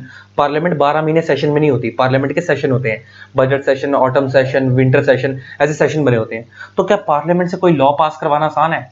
आसान नहीं है। क्या वो खाली कंपनी लॉ के लिए बैठते हैं? या इंडिया में बड़े सारे लॉ हैं, इंडिया में तो हजारों लॉ हैं, वो तो इतने सारे लॉ हैं, क्या वो खाली कंपनी लॉ का ध्यान थोड़ी देंगे? तो जिसका जो पार्लियामेंट सेशन में बैठती होगी, तो उनको कितने सारे एक्ट देखने पड़ते होंगे। खाली कंपनी लॉ पे फोकस थोड़ी होता होगा उनका, उनको तो बहुत सारे एक्ट में फर्क देखना होता होगा। तो क्या पार्लियामेंट ने एक्ट बना तो दिया, लेकिन क्या उसको अमेंडमेंट करवाना आसान है या मुश्किल होता होगा? बहुत टाइम लगता है, बहुत टाइम लगता है। पार्लियामेंट से एक्ट को अमेंड करवाने बहुत मुश्किल लगता है। तो पता है क्या होता है, इसलिए अगर एक एक दो दो सेक्शनों में दिक्कत होती है ना, तो आसानी से चेंज नहीं होता। पहले सरकार क्या करती है कि पहले इंतजार करती है कि 20, 25, 30, 40 सेक्शन इकट्ठे हो जाएं जिसमें कमियां निकल के आ रही हैं, उसके बाद अमेंडमेंट बिल पेश होता है और उसके बाद उसको अमेंडमेंट एक्ट पास करवाया जाता है। ऐसा नहीं कि एक सेक्शन में दिक्कत आ रही है तो एक सेक्शन के लिए अमेंडमेंट एक्ट पास हो जाएगा। पहले कुछ सेक्शन इकट्ठे होते हैं, बहुत सारे दिखाया देखा जाता है, यहाँ कमी है, यहाँ कमी है, तो ऐसे 15, 20, 30 सेक्शनों की लिस्ट बनती है। तो अब जितने भी अमेंडमेंट एक्ट उठाकर देख लो, इतिहास है, हर एक अमेंडमेंट एक्ट में 20, 20, 25, 25, 30, 35, 35 सेक्शन चेंज हुए हैं। वो उसका फर्क ये कि इसीलिए होते हैं कि कुछ सेक्शनों का वेट किया जाता है। तुम सोचो, इसका मतलब पार्लियामेंट ने एक्ट बनाया है, तो उस एक्ट को अमेंड कर, उसके अंदर कोई भी दिक्कत है, उस सेक्शंस के अंदर, उस एक्ट के अंदर सेक्शंस होते हैं, और उन सेक्शंस में कोई भी दिक्कत है, उसको चेंज कौन करेगी? पार्लियामेंट। और पार्लियामेंट से चेंज कराना इतना आसान नहीं है, क्योंकि पार्लियामेंट के सेशन 12 महीने नहीं होते, और जब सेशन होते भी हैं तो उसमें उन पर और भी बड़े सारे काम होते हैं, तो इसलिए आसानी से अमेंडमेंट एक्ट पास नहीं हो पाते। टाइम लगता है। तो इसीलिए ना इन सब चीज़ों को, दिक्कतों को दूर करने के लिए क्या कर दिया गया, नए वाले कंपनी एक्ट में जहां जहां मेरे को लगता था कि चेंजेस कम आएंगे, उन चीज़ों को तो लगती है सेक्शन में, ताकि चेंज कराना पड़े ही ना। और जहां जहां हमारे को लगता है कि चेंजेस ज्यादा आएंगे, उन्हें डाल दिया रूल्स में, क्योंकि रूल्स पार्लियामेंट नहीं बनाती, रूल्स कौन बनाती है, एमसीए। कंपनी लॉ के अंदर अगर मैं बात करूँ तो कौन बनाती है, ministry of corporate affairs. Company law में अलग अलग लॉ के अंदर अलग अलग मिनिस्ट्री में, जैसे इनकम टैक्स एक्ट के अंदर मिनिस्ट्री ऑफ फाइनेंस रूल बनाती है, यहाँ पे कौन बनाती है, मिनिस्ट्री ऑफ कॉर्पोरेट अफेयर्स। और मिनिस्ट्री ऑफ कॉर्पोरेट अफेयर्स जब रूल बनाती है तो उसको कोई दिक्कत थोड़ी है, उसको ऐसे पार्लियामेंट वाले रूट में थोड़ी आना होता है कि पहले पार्लियामेंट के सेशन का वेट करेंगे, फिर पार्लियामेंट अप्रूव करेगी ये वो। मिनिस्ट्री ने तो आज अपनी वेबसाइट पर, इनको लगता है कि मिनिस्टर को लगता है कि लॉ चेंज करना है, तो वो रूल चेंज कर देते हैं, अगले दिन ही अपनी वेबसाइट पर नया रूल डाल देते हैं, खत्म। तो इसका मतलब मिनिस्ट्रीज को रूल चेंज करना आसान है, अपने हिसाब से बना लो, अपने हिसाब से चेंज कर लो, उनको ऐसे बार बार पार्लियामेंट के सेशन का वेट करने की दिक्कत नहीं होती। तो इसलिए इन्होंने क्या करा, तो इसका ये चीज ईजी कर दी। इसका नए वाले कंपनी एक्ट में इन्होंने इसको क्या करा, ईजी कर दिया कि जहां जहां हमें लगता है कि चेंजेस ज्यादा आएंगे, उन चीजों को उठाकर कहां डाल दो, रूल्स में। और जहां जहां हमारे को लगता है चेंजेस कम आएंगे, उनको उठाकर डालो सेक्शंस में। और उन्होंने कोशिश तो यही करी थी कि सेक्शन में डालो, फिर भी उसके बाद भी देखो तुम 4 बार अमेंडमेंट एक्ट पास हो चुका है, उनको लगा था चेंजेस कम आएंगे, तो उन्होंने उन्हीं चीजों को सेक्शन में छोड़ा था, जहां जहां उनको लगता है मेन चेंजेस आएंगे, वहां तो उन्होंने उसको उठाकर तो कहां डाला था, रूल्स में। तो रूल्स तो पता है कितने बार बदल चुके हैं, उसकी कोई लिमिट ही नहीं है। जब से कंप्लीट करते रहे हैं उसके बाद रूल्स तो अनगिनत टाइम बदल चुके हैं, उसकी तो कोई गिनती ही नहीं है। कम से कम 1000 से बार ऊपर बार लॉ चेंज हो चुके, रूल्स चेंज हो चुके होंगे, और हर रोज रूल्स बदलते हैं, कुछ ना कुछ कुछ ना कुछ। लेकिन क्या एक्ट हर रोज बदल रहा है? नहीं, अमेंडमेंट एक्ट तो अभी तक इतने ही आए हैं। इसका मतलब फर्क है, समझ आ गई ना बात। इसका मतलब चीजें धीरे धीरे धीरे धीरे बदलती हैं। तो इसका मतलब अब तुम्हारे को बेस समझ आ गया कि रूल्स बनाने का ज्यादा सिस्टम है। तो इन्होंने नए वाले कंप्लेंट में क्या करा, रूल्स ज्यादा कर दिए, सेक्शन कम कर दिए, ताकि चेंज करना आसान रहे टाइम टू टाइम। इसी को हम बोलते हैं स्केलेटन अप्रोच। अब समझो स्केलेटन अप्रोच क्या होती है। स्केलेटन क्या होता है, जैसे ह्यूमन बॉडी है। अच्छा, ह्यूमन बॉडी में क्या होता है, जो हमारा अंदर की हड्डियों वाला स्केलेटन है, जैसे आप एक एज ग्रो कर जाते हो, जैसे मान लो आप 18 19 20 साल के हो गए, तो एक टाइम के बाद आपका अंदर का स्केलेटन चेंज नहीं होता। आपका स्केलेटन जो ग्रो होना था वो हो गया, लेकिन आपका ऊपर का स्ट्रक्चर चेंज होता रहता है। देखो आपकी 20 साल 18 19 साल के आप हो गए, आपकी हाइट वाइट सब बढ़ गई। अब क्या होगा, आप उम्र के हिसाब से आपके चेहरे पे झुर्रियां पड़ेंगी। आप पहले जवान हो गए, अभी तो 20 साल के हुए तो जवान हो गए, 20 30 साल तक जवानी चलेगी, फिर 30 साल के बाद थोड़ी चेहरे पे मैच्योरिटी दिखने लगेगी, फिर 35 40 साल के हो थोड़ा सा बुढ़ापे की स्टार्टिंग होनी शुरू होगी, 60 साल तक आते आते झुलसने लग जाओगे। अच्छा, मगर अल्टीमेटली जो अंदर का जो स्ट्रक्चर है, जो इंटरनल बॉडी है, जो अंदर का हमारा स्केलेटन है, क्या वो बदलता है? वो तो सेम रहता है, ऊपर का स्ट्रक्चर चेंज होता रहता है। तो सिमिलरली अब इसको जोड़ लो, जहां इनको लगता था कि चेंजेस कम आएंगे, उन्हें डाल दिया सेक्शंस में, और जहां इनको लगता था चेंजेस ज्यादा आएंगे, उन्हें डाल दिया रूल्स में। तो ये जो अंदर की चीज है, जो स्केलेटन है, वो सेक्शंस है कि वहां चेंजेस कम आएंगे, लेकिन जो ज्यादा बदलेगा वो क्या है, रूल्स। जो ऊपर का स्ट्रक्चर है हमारा वो क्या है, वो रूल्स है। जो अंदर का स्ट्रक्चर है वो क्या है, जो इंटरनल स्केलेटन है वो क्या है, सेक्शंस। जो ऊपर की हमारी बॉडी है, स्किन वगैरह, ये सब क्या है, रूल्स। क्योंकि ज्यादा बदलेंगे टाइम के हिसाब से, क्योंकि आपको पता है एनवायरमेंट हमारा डायनामिक है। एनवायरमेंट हमारा डायनामिक है, समय के हिसाब से बदलता रहता है। तो लॉ भी तो समय के हिसाब से बदलता रहना चाहिए। इसीलिए नए वाले कंपनी लॉ को किस अप्रोच पे बनाया, स्केलेटन अप्रोच पे। तो इस स्केलेटन अप्रोच का मतलब होता है law remains relevant, law remains relevant with the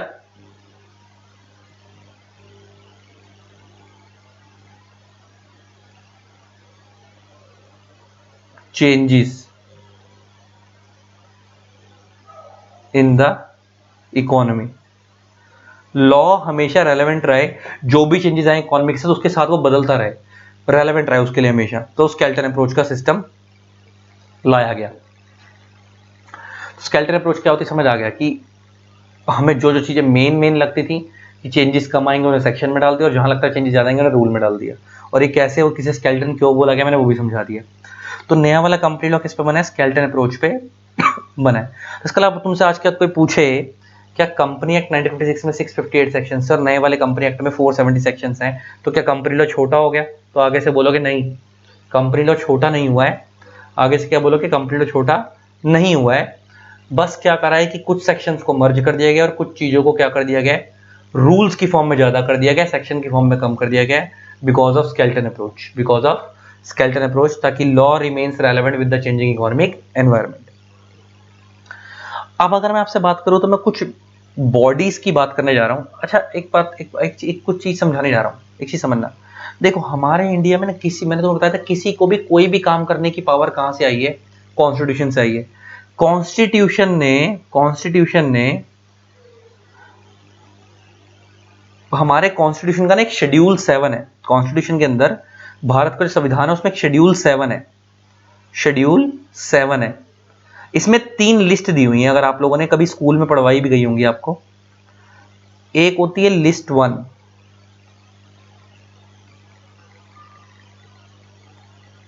एक है लिस्ट 1, एक है लिस्ट 2 और एक है लिस्ट 3।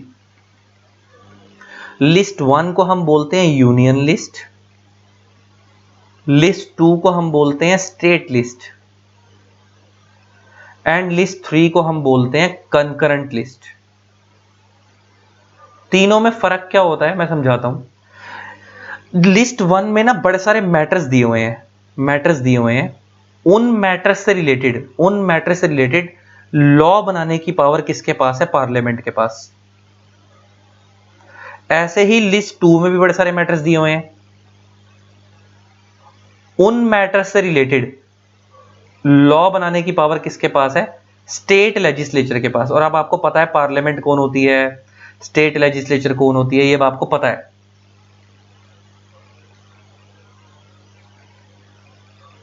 स्टेट लेजिस्लेचर के पास, पार्लियामेंट के 2 हाउस है, लोकसभा राज्यसभा।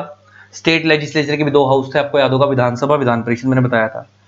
और लिस्ट 3 के अंदर कंकरेंट लिस्ट होती है, इसके अंदर भी बड़े सारे मैटर दिए हुए हैं। इन मैटर से रिलेटेड जो भी लॉ होते हैं वो पार्लियामेंट प्लस स्टेट लेजिस्लेचर दोनों मिलकर बनाते हैं।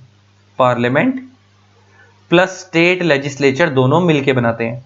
जैसे एग्जांपल लेके बात करूं, जो कंपनी लॉ है, जो कंपनी है,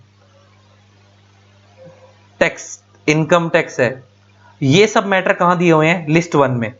तो इसलिए इनसे रिलेटेड लॉ किसने बनाया? पार्लियामेंट ने। तो कंपनी लिस्ट 1 में दी हुई है, इसलिए यहां पे बड़ी सारी एंट्रीज दी हुई, तुम्हारे को दिखाता हूं, तुम्हें दिखाता हूं।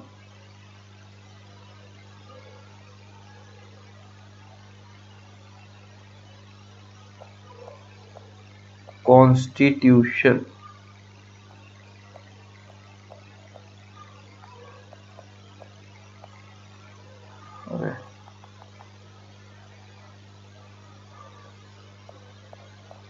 ट्यूशन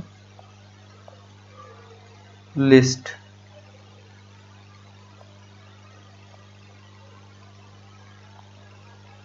लिस्ट 1, ऐसे सर्च कर लो।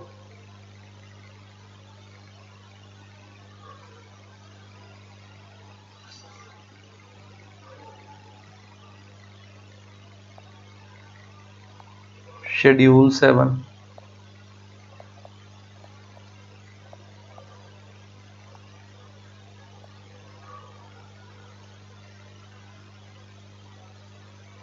Schedule of Indian constitution. देखो इसमें 3 लिस्ट दी हुई, लिस्ट 1, लिस्ट 2, लिस्ट 3, है ना। ये तो आईएएस की कोई वेबसाइट खुल के आ गई, लेकिन इसी में बाईजूस की, लेकिन इसी में अब तुम्हारे को मैं एक्चुअल दिखाएं तो ये 7 शेड्यूल है, पूरा खुल के आ गया। देखो 7 शेड्यूल पूरा खुल के आ गया। इसमें डिफेंस से रिलेटेड लॉ, मिलिट्री से रिलेटेड लॉ, ये सब लिस्ट 1 में है। ये लिस्ट 1 के लॉ, इसी में तुम्हारे को कंपनी लॉ वाला दिखाऊं, कंपनी लॉ की पावर कहां से आई है उनके पास? लिस्ट नंबर, एंट्री नंबर, इसको हम बोलते हैं एंट्री नंबर, ये रहा entry number 43, incorporation regulation winding up of trading corporation including banking, insurance, financial corporations but not including cooperative societies, plus incorporation relating to winding up और corporation of trading, state trading और not with but not including universities. मतलब ये देखो in article entry number 43 और entry number 44 से हमारे पे company बनाने की पावर आई है ना। कंपनीज, ट्रेडिंग कॉर्पोरेशन में इसके अंदर कंपनीज वगैरह आ गई, कंपनीज, लिमिटेड लाइबिलिटी पार्टनरशिप्स। तो इनसे रिलेटेड लॉज कौन बनाती है? पार्लियामेंट बनाती है। अच्छा, ट्रैफिक से रिलेटेड लॉ कौन बनाती है? स्टेट लेजिस्लेचर बनाती है, क्योंकि वो लिस्ट 2 में आता है। मैं तुम्हें लास्ट क्लास में बताया भी था, कुछ लॉ ऐसे होते हैं जो पार्लियामेंट बनाती है, कुछ लॉ ऐसे होते हैं जो स्टेट लेजिस्लेचर बनाती है। तो जो लॉ पार्लियामेंट बनाती है वो कहां दिए होते हैं? लिस्ट 1 में।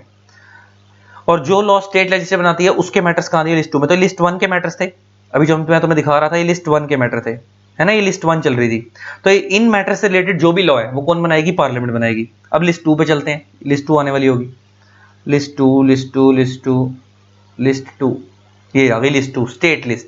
अब इसमें जो मैटर है जितने भी हैं, ये पुलिस आपको पता स्टेट का पार्ट है, इसमें जितने भी मैटर है इनसे रिलेटेड लॉ कौन बनाती होगी?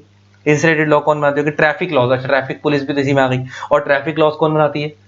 आपको पता स्टेट लेजिस्लेचर बनाती है। मोटर व्हीकल्स एक्ट बताया था मैंने तुम्हारे को एग्जांपल में।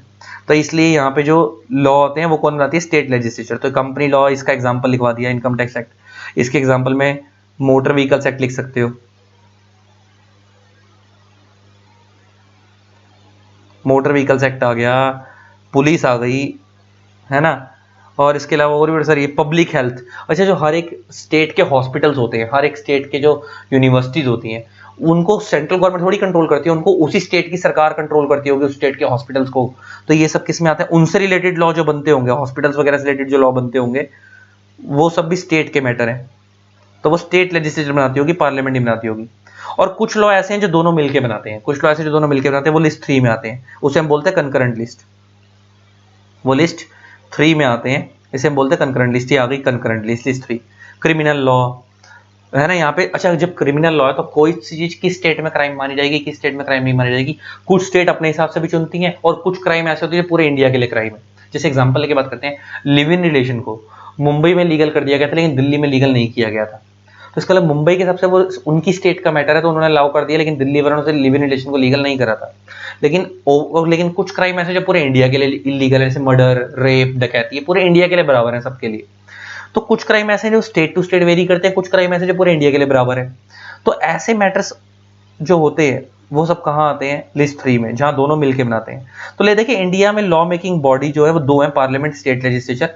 और उनको लॉ बनाने की पावर कहां से है? हमारे भारत के संविधान से, ये शेड्यूल 7 से, शेड्यूल 7 से। और हमारे भारत के संविधान के शेड्यूल 7 में 3 लिस्ट दी हुई, लिस्ट 1, लिस्ट 2, लिस्ट 3, यहां से वो पावर आई है। और लिस्ट 1 में पार्लियामेंट लॉ बनाती है जो मैटर दिए हुए हैं, लिस्ट 2 में स्टेट लेजिस्लेचर लॉ बनाती है, और लिस्ट 3 में पार्लियामेंट और स्टेट लेजिस्लेचर दोनों मिलकर लॉ बनाते हैं। अच्छा, एक ये बात होने के बाद एक चीज समझना, ये तो मैंने समझा दिया कौन मिलके बनाते हैं। अब आगे देखो, मैंने तुम्हें बताया है कि कोई भी इंडिया में कोई भी बंदा कुछ भी काम कर रहा है, वो सबको पावर कहां से है? कॉन्स्टिट्यूशन से।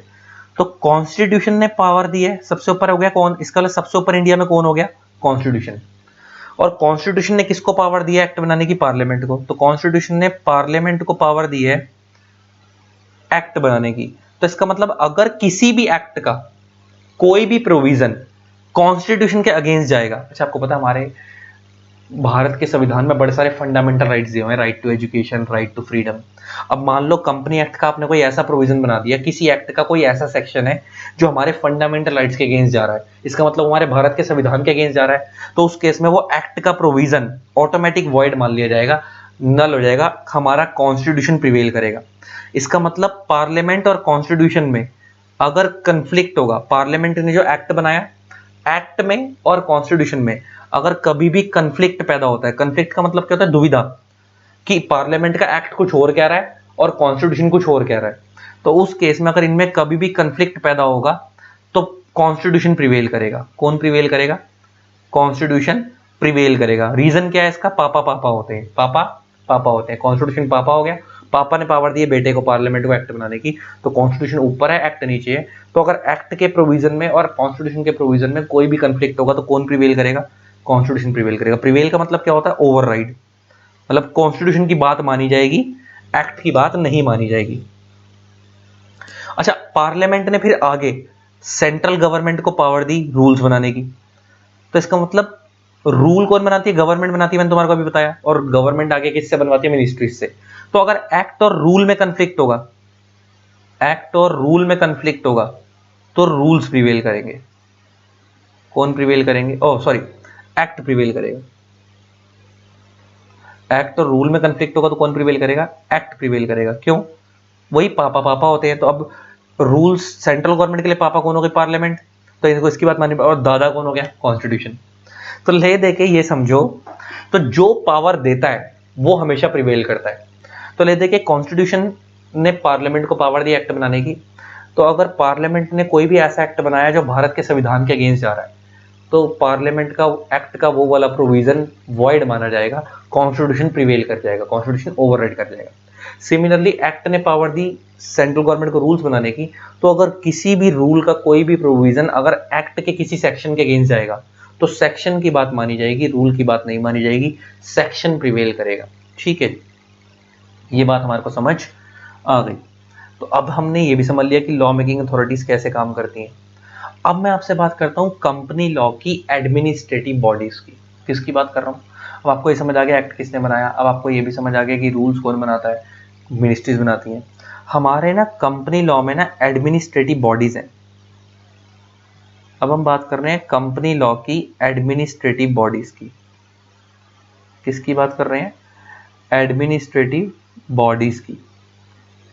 इसको हम 3 लेवल मशीनरी भी बोलते हैं। क्या बोलते हैं? 3 लेवल मशीनरी भी बोलते हैं। अब ये क्या चीज है समझना। अच्छा, एक्ट ने, पार्लियामेंट ने क्या बनाया? एक्ट।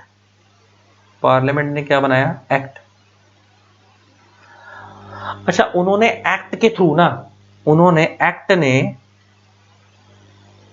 अब इसको क्या करें, थोड़ी सी जगह चाहिए यार मेरे को, थोड़ी सी जगह चाहिए। चलो इसको यहां नीचे, थोड़ा नीचे लिख देते हैं, इसको हटा देते हैं, थोड़ा नीचे लिख देंगे, थोड़ा साफ साफ करके नीचे लिखते हैं। अब हम कंपनी लॉ की एडमिनिस्ट्रेटिव बॉडीज की बात करेंगे। पार्लियामेंट ने बनाया एक्ट। अब हम कंपनी एक्ट के हिसाब से बात कर रहे हैं मेनली, तो पार्लियामेंट ने बनाया कंपनीज एक्ट 2013। लेकिन ये कंपनी एक्ट चलेगा कैसे? इसको संभालने की पावर, इसको एडमिनिस्टर करने की पावर किसको दे दी? पार्लियामेंट ने। इसको संभालने की पावर किसको दे दी? सेंट्रल गवर्नमेंट को। तो पार्लियामेंट ने कंपनी एक्ट बनाया और इस एक्ट ने कुछ पावर्स को डेलीगेट करा। डेलीगेट मींस पावर को सौंप दिया किसको? सेंट्रल गवर्नमेंट को, कि ये काम आप करोगे, ये काम आप करोगे। जैसे रूल्स कौन बनाएगी? सेंट्रल गवर्नमेंट बनाएगी। तो सेंट्रल गवर्नमेंट खाली रूल्स तक का काम नहीं करेगी, सेंट्रल गवर्नमेंट ने अपनी पावर को, अपनी पावर्स को 3 लेवल में डेलीगेट करा, आगे सौंप दिया। इसे हम बोलते हैं 3 लेवल मशीनरी। क्या बोलते हैं? 3 लेवल मशीनरी। और ये क्या है? ये क्या है? ये है हमारी एडमिनिस्ट्रेटिव बॉडीज। कौन है? Administrative bodies.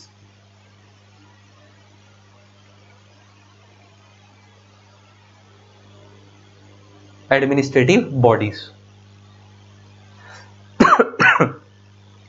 तो अब जरा समझते हैं इनको, कौन कौन सी 3 लेवल एडमिनिस्ट्रेटिव बॉडीज। सबसे ऊपर है एक MCA, ministry of corporate affairs.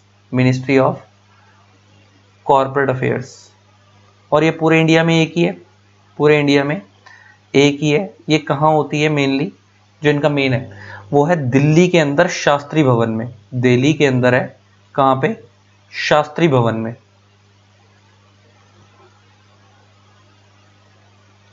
Shastri भवन कहाँ पड़ता है? सेंट्रल सेक्रेटरीट के पास। जो लोग मेट्रो से जाएंगे तो दिख जाएगा आपको। तो मैं तुम्हें समझाना की चाह रहा हूं, सबसे पहले पार्लियामेंट ने एक्ट बनाया। एक्ट में सेक्शंस दिए गए हैं, लेकिन उस एक्ट को चलाने के लिए उन्होंने अपनी पावर को किसको डेलीगेट करा था? सेंट्रल गवर्नमेंट को। और सेंट्रल गवर्नमेंट ने अपनी पावर को उस एक्ट को चलाने के लिए 3 लेवल में डेलीगेट करा है। सबसे ऊपर कौन है? एमसी। डेलीगेट मीन सौंप दिए, अपनी पावर उनको हैंड ओवर कर दी है 3 लेवल में। सबसे ऊपर क्या है? एक MCA, ministry of corporate affairs. इसका काम क्या है? रूल्स बनाना। इसका काम क्या है? रूल्स बनाना। कंपनी लॉ से रिलेटेड जितने भी रूल्स होंगे वो कौन बनाएगी? एमसीए बनाएगी। इसका मतलब रूल्स बनाने की पावर सेंट्रल गवर्नमेंट को दी गई थी। किसने दी थी? पार्लियामेंट के एक्ट ने दी थी। और वो पार्लियामेंट ने वो पावर सेंट्रल गवर्नमेंट को दी, और सेंट्रल गवर्नमेंट ने पावर किसको दे दी? मिनिस्ट्री ऑफ कॉर्पोरेट अफेयर्स को दे दी रूल बनाने के लिए। अच्छा, और वो हमारे इंडिया में एक ही एमसीए, वो कहाँ पे है? शास्त्री भवन में। इस एमसीए के नीचे हमारे इंडिया में 7 आरडीज हैं। क्या है? 7 आरडीज, रीजनल डायरेक्टर्स। ये आरडीज क्या है? हमारे इंडिया को 7 रीजन में डिवाइड किया गया। अभी डिटेल में पढ़वाऊंगा। हमारे इंडिया को कंपनी लॉ के पर्पस के लिए, हमारे इंडिया को कंपनी लॉ के पर्पस के लिए 7 रीजन्स में डिवाइड किया गया।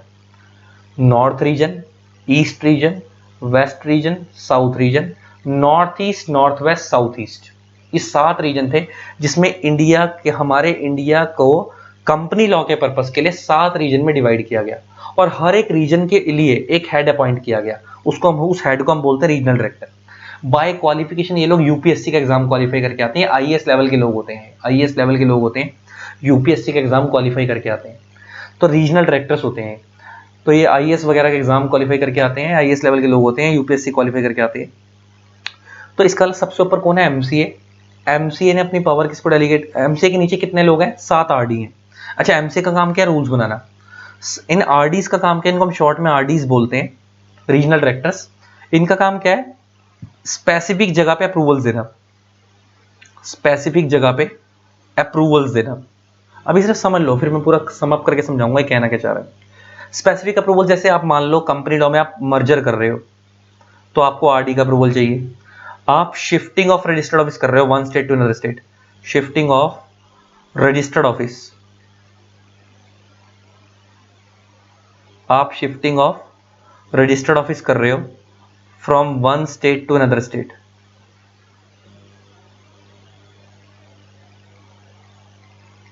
तो आपको आरडी का अप्रूवल चाहिए, एटसेट्रा। ऐसे कई जगह पे अप्रूवल चाहिए। तो आरडी का काम क्या है? आरडी का काम क्या है? कुछ स्पेसिफिक जगह पे अप्रूवल देना, प्लस एमसीए को रिपोर्टिंग करना। किस चीज की रिपोर्टिंग करेगा वो अभी बताऊंगा। इस आरडी के नीचे हमारे इंडिया में 25 आरओसीज हैं, आरओसीज, रजिस्ट्रार ऑफ कंपनी। अच्छा दिल्ली, अच्छा आरडी जो मैंने तो बताया नॉर्थ ईस्ट वेस्ट, तो दिल्ली नॉर्थ की तरफ आता है। तो हमारे, अगर मैं दिल्ली वाले आरडी की बात करूं तो दिल्ली में आरडी हमारा सीजीओ कॉम्प्लेक्स में है। दिल्ली के अंदर जो आरडी है वो दिल्ली में है। और दिल्ली वाला जो आरडी का ऑफिस है, मैं जाता था अपने टाइम में, आर्टिकलशिप करता था ना, तो आरडी ऑफिस में विजिट लगती रहती थी। तो दिल्ली में जो आरडी है वो सीजीओ कॉम्प्लेक्स में है। ये कहां पड़ता है? जवाहरलाल नेहरू स्टेडियम के पास, जेएलएन स्टेडियम के पास आरडी ऑफिस है। इसके अलावा हमारे कंपनी लॉ में कितने? 25 रजिस्ट्रार ऑफ कंपनीज हैं। इनको हम बोलते हैं आरओसीज, शॉर्ट में बोलते हैं आरओसीज, आरओसीज। कितने हैं? 25। अच्छा, ये जो होते हैं ये होते हैं generally one for each state, generally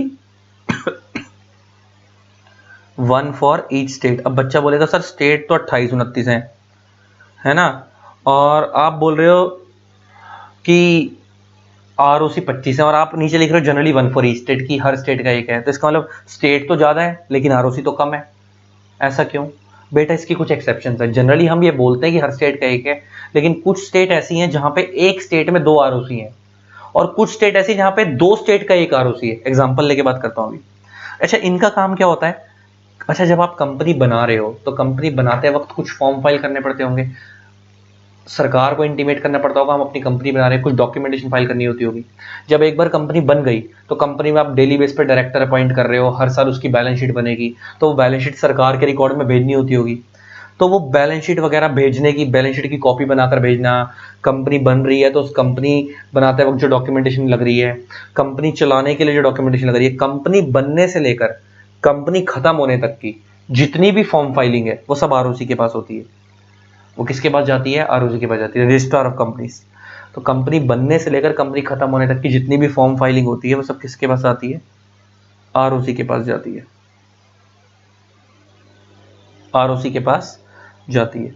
तो अब जरा समझो इनका काम क्या है। देखो, एमसीए का काम क्या है? आरडी के ऊपर सुपरविजनिंग करना कि आरडी ढंग से काम कर रहे नहीं कर रहे। आरडी का काम क्या है? आरओसी के ऊपर सुपरविजनिंग करना कि आरओसी ढंग से काम कर रहे नहीं कर रहे। अच्छा, इसका मतलब आरओसी किसको रिपोर्टिंग करता होगा? आरडी को। और आरडी किसको रिपोर्टिंग करता है? एमसीए को। ये वाले काम तो इनके हैं ही, प्लस इनके अलावा इनके अपने अलग से क्या, मतलब सुपरविजनिंग करने वाले काम तो है ही, प्लस इनके अलावा इनके खुद के काम क्या है? एमसीए रूल्स बनाता है, आरडी कुछ कुछ स्पेसिफिक जगह पे अप्रूवल देता है, और कंपनी बनने से लेकर खत्म होने तक की सारी फॉर्म फाइलिंग किसके पास होती है? आरओसी के पास होती है। अच्छा, मैंने तुम्हें क्या बताया कि आरओसी क्या होते हैं? Generally one for each state होते हैं, लेकिन स्टेट ज्यादा है आरओसी कम है। क्यों? इसकी कुछ एक्सेप्शंस हैं, कुछ एक्सेप्शंस हैं। एक्सेप्शंस का मतलब समझ आ गया ना, कि generally one for each state, लेकिन कुछ जगहें ऐसी हैं जहां पे एक स्टेट में 2 आरओसी हैं, और कुछ जगह ऐसी जहां पे 2 का 1 आरओसी। जैसे एग्जांपल, महाराष्ट्र के अंदर 2 आरओसी हैं, महाराष्ट्र में 2 आरओसी हैं। एक है आरओसी मुंबई और एक है आरओसी पुणे।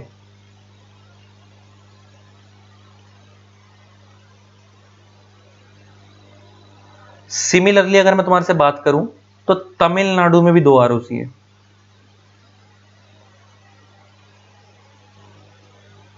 एक है आरओसी चेन्नई और एक है आरओसी कोयम्बतूर।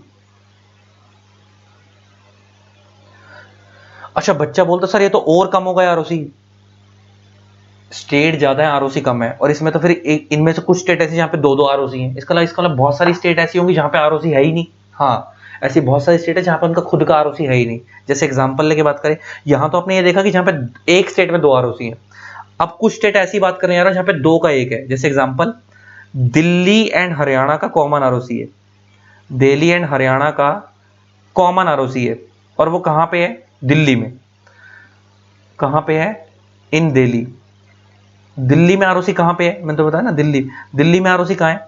दिल्ली के अंदर जो आरओसी है वो है नेहरू प्लेस में। दिल्ली में जो आरओसी है का ऑफिस है वो कहां पे है? नेहरू प्लेस में। अच्छा, इसे याद रखना। देखो, जो रजिस्ट्रार ऑफ कंपनीज के अंदर जो हेड है उसका बंदे का नाम भी आरओसी है, और जो रजिस्ट्रार ऑफिस का जो नाम है उसका ऑफिस का नाम भी आरओसी है। मैं क्या कहना चाह रहा, समझ आ गई मेरी बात?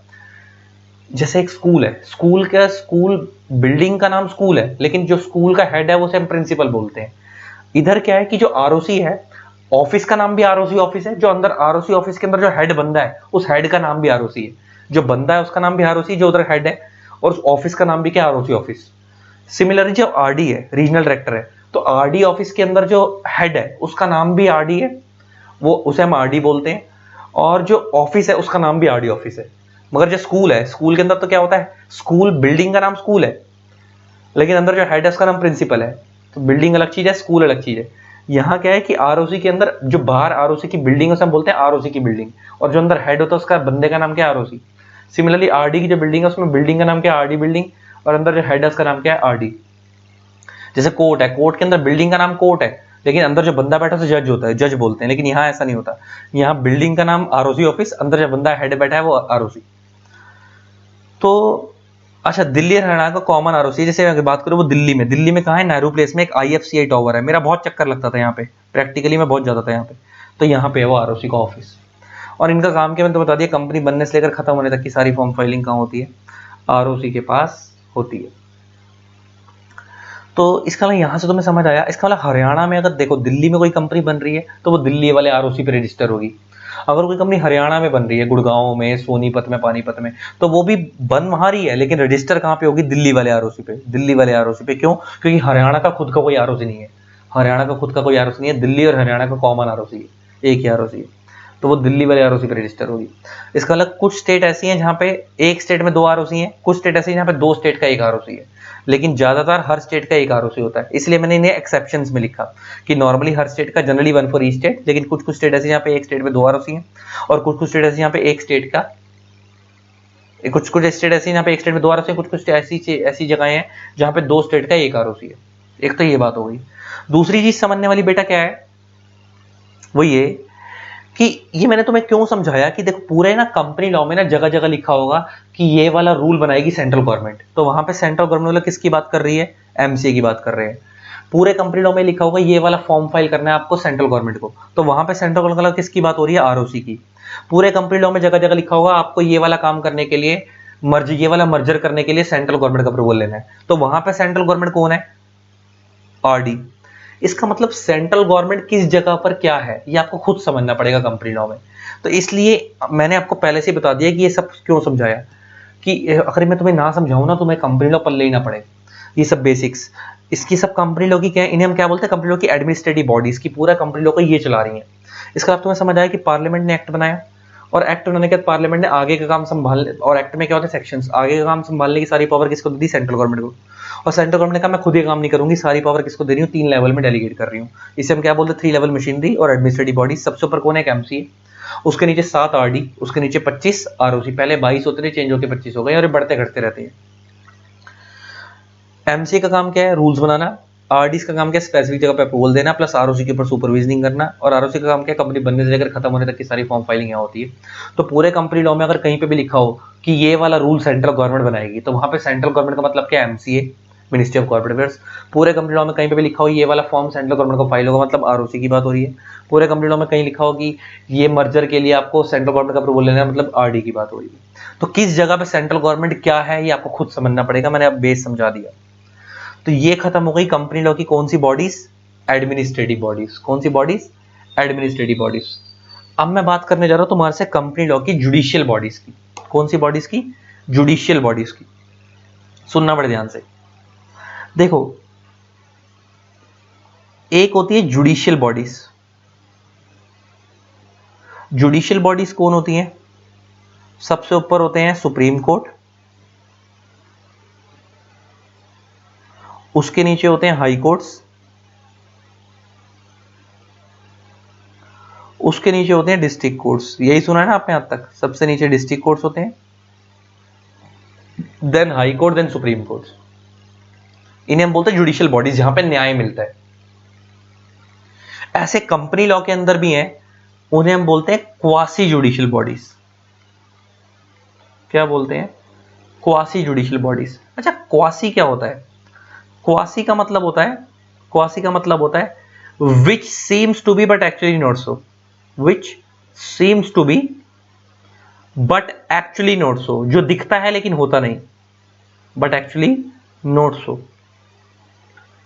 जो दिखता है लेकिन होता नहीं। जैसे आप लोगों ने कॉन्ट्रैक्ट एक्ट पढ़ा होगा कभी, तो कॉन्ट्रैक्ट एक्ट के अंदर एक चीज पढ़ाई जाती थी, क्वासी कॉन्ट्रैक्ट को। तो क्वासी कॉन्ट्रैक्ट कौन से कॉन्ट्रैक्ट होते थे, जो कॉन्ट्रैक्ट जैसे दिखते थे लेकिन कॉन्ट्रैक्ट नहीं होते थे। इसका मतलब क्वासी जुडिशियल बॉडीज का मतलब है कि ये जुडिशियल बॉडीज जैसी दिख रही हैं लेकिन एक्चुअल में जुडिशियल बॉडीज नहीं है, प्योरली जुडिशियल बॉडीज नहीं है।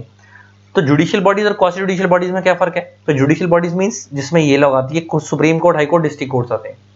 क्वासी जुडिशियल बॉडीज कौन सी होती है, जो कोर्ट जैसी दिख रही हैं लेकिन कोर्ट नहीं है। इसमें कौन होता है, कंपनी लॉ के मैटर्स देखने के लिए यहां पे सबसे ऊपर तो सुप्रीम कोर्ट ही है, इसके नीचे एनसीएलटी है, national company law appellate tribunal, national company law appellate tribunal, और इसके नीचे एनसीएलटी है, नेशनल कंपनी लॉ ट्रिब्यूनल।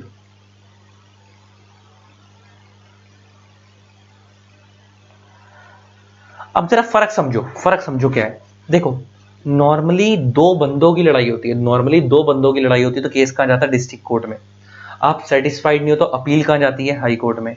आप सेटिस्फाइड नहीं हो तो अपील कहां जाती है, सुप्रीम कोर्ट में। सिमिलरली, अगर दो कंपनियों की आपस में लड़ाई हो रही है, या कंपनियों के इंटरनल डिस्प्यूट है, कंपनियों के अंदर के लोगों के बीच में डिस्प्यूट है, इंटरनल डिस्प्यूट है, या दो कंपनियों, जैसे कोक और पेप्सी वालों की लड़ाई हो गई थी, पतंजलि की और कंपनी से लड़ाई हो, बाबा रामदेव की कंपनी, आए दिन बाबा रामदेव हर किसी से लड़ते रहते हैं, तो पतंजलि की किसी और कंपनी से लड़ाई हो रही है। तो दो कंपनियों के बीच में डिस्प्यूट है या कंपनियों के इंटरनल डिस्प्यूट है, तो केस कहां जाएगा, कोर्ट में नहीं जाएगा, वो डिस्ट्रिक्ट कोर्ट में, वो कहां जाएगा, एनसीएलटी में। आप सेटिस्फाइड नहीं हो तो अपील कहां जाएगी, एनसीएलटी में। अच्छा, इसलिए बना एपीलेट ट्रिब्यूनल, अपील से बना एपीलेट। आप अगेन सेटिस्फाइड नहीं हो तो अपील कहां जाएगी, सुप्रीम कोर्ट में। इसका मतलब ये जस्ट लाइक जुडिशियल बॉडीज की तरह ही काम कर रहा है। अच्छा, मगर इसे कोर्ट क्यों नहीं बोल रहे, इसे कोर्ट क्यों नहीं बोल रहे, इसे जुडिशियल बॉडीज क्यों नहीं मान रहे, इसे क्वासी क्यों बोल रहे हैं, क्योंकि ये कोर्ट जैसी दिख रही है लेकिन कोर्ट नहीं है। अच्छा, क्यों, कोर्ट और ट्रिब्यूनल में क्या फर्क होता है, देखो यहां पे वर्ड ट्रिब्यूनल आ रहा है, यहां वर्ड कोर्ट आ रहा है। एक चीज याद रखना, courts are made for general purpose, courts are made for general purpose. Court और ट्रिब्यूनल में फर्क क्या होता है वो बता रहा हूं, general purpose, but tribunals are made for specific purpose, are made for specific purpose. Courts are made for general purpose but tribunals are made for specific purpose. अच्छा, एक बात बताओ, जब आप कोर्ट में केस जाते हो तो कोर्ट में कोई भी केस तरीके का केस जा सकता है, मर्डर का, डकैती का, रेप का, सारे तरीके के केस जाते हैं। तो इसलिए कोर्ट जनरल पर्पस के लिए बनते हैं। लेकिन लेकिन क्या ट्रिब्यूनल्स में हर तरीके का केस जाता है, या खाली कंपनी से रिलेटेड केस जाएंगे? इस एनसीएलटी में क्या हर तरीके केस जाएगा, खाली कंपनी से रिलेटेड केस जाएंगे, खाली कंपनी से रिलेटेड केस जाएंगे। इसके लिए एनवायरमेंट, जैसे ऐसे इंडिया में एक और ट्रिब्यूनल है, NGT, national green tribunal, national green tribunal. जितने एनवायरमेंट रिलेटेड केस हैं वो यहां जाते हैं, जितने एनवायरमेंट से रिलेटेड केस होते हैं वो यहां जाते हैं। एक और है ITAT, income tax appellate tribunal, income tax appellate tribunal, जितने इनकम टैक्स रिलेटेड केस होते हैं वो यहां जाते हैं। इसका मतलब जो ट्रिब्यूनल्स बनते हैं वो एक स्पेसिफिक पर्पस के लिए बनते हैं। अच्छा, और ऐसा नहीं है कि ये कुछ अलग है, ये कोर्ट्स का बर्डन तो पहले ना इंडिया में ट्रिब्यूनल्स वगैरह नहीं होते थे, सिर्फ कोर्ट्स होते थे। तो कोर्ट्स का बर्डन रिड्यूस करने के लिए, क्योंकि आपको पता है इंडिया में वैसे भी अगर एक बार कोर्ट में केस चला जाए तो तारीख पे तारीख तारीख पे तारीख पड़ती रहती है। तो जजिस का वर्कलोड रिड्यूस करने के लिए इंडिया में क्या बनाए गए, ट्रिब्यूनल्स, ताकि जजिस के ऊपर थोड़ा सा बर्डन कम आ जाए और जो स्पेसिफिक मैटर्स हैं वो उधर के ट्रिब्यूनल देख लें। तो कंपनी से रिलेटेड जितने भी मैटर हैं पहले वो कोर्ट में ही जाते थे, लेकिन टाइम बहुत ज्यादा लगता था, इसलिए कंपनी से रिलेटेड मैटर्स के स्केल लड़ने के लिए अलग कोर्ट बना दिए गए, उन्हें हम एनसीएलटी बोल रहे हैं, कंपनी से रिलेटेड। सिमिलरली एनवायरमेंट से रिलेटेड मैटर लड़ने के लिए अलग कोर्ट बनाए गए, उसे हम नेशनल ग्रीन ट्रिब्यूनल बोल रहे हैं। इनकम टैक्स रिलेटेड केस लड़ने के लिए अलग कोर्ट बनाए गए, उसे हम इनकम टैक्स अपीलेट ट्रिब्यूनल बोल रहे हैं। इसका मतलब पहले ये सारे मैटर्स जो थे वो कोर्ट में जाया करते थे, नॉर्मल कोर्ट्स में, लेकिन वहां टाइम बहुत ज्यादा लगता था, तो जजेस का बर्डन रिड्यूस करने के लिए, ताकि जजेस और मैटर्स पर फोकस कर सकें, तो इन सारे मैटर्स को स्पेसिफिक इंपॉर्टेंस देने के लिए अलग से ट्रिब्यूनल बनाए गए। अलग से क्या बनाए गए, ट्रिब्यूनल बनाए गए। और ट्रिब्यूनल्स क्यों बनते हैं अब आपको समझ आ गया, स्पेसिफिक पर्पस के लिए। तो इसका डिस्ट्रिक्ट कोर्ट जैसे यहाँ पे है तो उसके ऊपर अपील करनी जाती है हाई कोर्ट में, उसके ऊपर अपील करनी जाती है सुप्रीम कोर्ट में। अच्छा, यहाँ जो केस लड़ते हैं यहाँ ओनली एडवोकेट्स केस लड़ सकते हैं, सीए सीएस वगैरह केस नहीं लड़ सकते, खाली कौन केस लड़ सकते हैं, एडवोकेट्स। लेकिन यहां फायदा क्या है, एनसीएलटी और एनसीएलटी के अंदर सीए सीएस सीएमए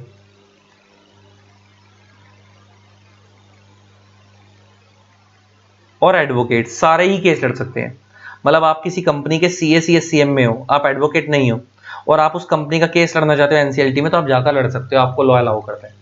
इसका मतलब हमारा रोल बढ़ गया, सीए सीएस सीएमए वालों का रोल बढ़ गया, हम लोग। तो इसका मतलब आप केस कर सकते हो, इससे ऊपर सेटिस्फाइड नहीं तो अपील कर जाएगी एनसीएलटी में, और आप अगेन सेटिस्फाइड नहीं तो अपील कर जाएगी सुप्रीम कोर्ट में। लेकिन सुप्रीम कोर्ट में यहाँ पे खाली एडवोकेट, ओनली एडवोकेट। इसका मतलब आपके पास 2 लेवल तक तो पावर है, एनसीएलटी तक और एनसीएलटी तक।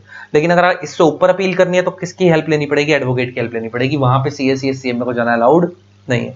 तो नॉर्मल कोर्ट्स में खाली एडवोकेट केस लड़ सकते हैं, लेकिन एनसीएलटी एनसीएलटी के अंदर सीए सीएस सीएमए भी केस लड़ सकते हैं। तो हमारा एक स्कोप वाइडर हो गया, हम वकील वाला काम भी कर सकते हैं बिना वकालत की डिग्री लिए। ऑल्दो बहुत सारे लोग, जैसे मैं हूं, मैं सीएस प्लस एलएलबी मैंने कर रखी है, बहुत सारे लोग सीए सीएस सीएम में कुछ भी करते हैं, साथ में एलएलबी कर लेते हैं शौक के लिए।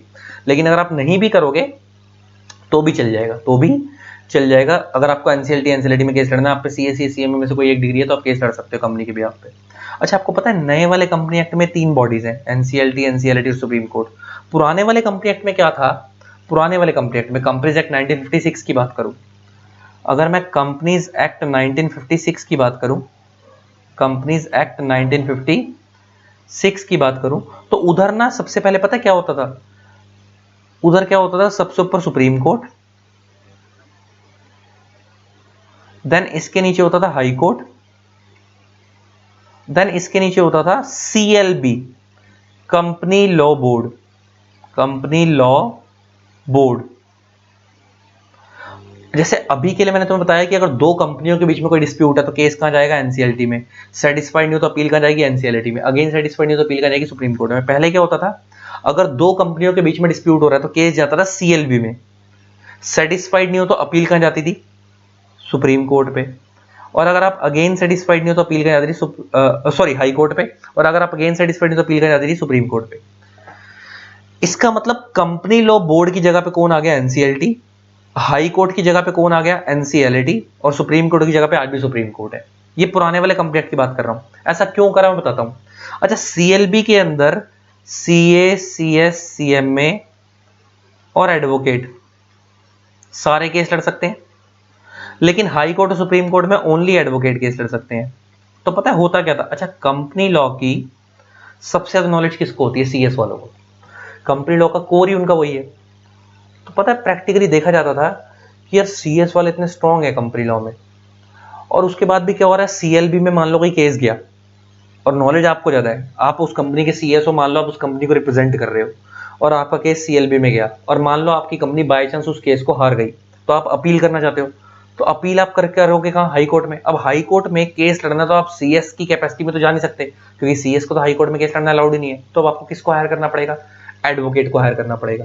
तो कितनी बार ऐसा होता था कि नॉलेज सीएस को है, लेकिन वो खुद केस नहीं लड़ पाता, इसलिए वो एडवोकेट को हायर करना पड़ता था, और वो एडवोकेट को समझाता था कि भाई जाके कोर्ट में ये बोलियो। तो वो कितना बुरा चुभता होगा ना अंदर से कि तुम्हें नॉलेज है, तो मेरे पे सब कुछ है, लेकिन तुम तब भी अपना केस रिप्रेजेंट नहीं कर सकते। क्यों?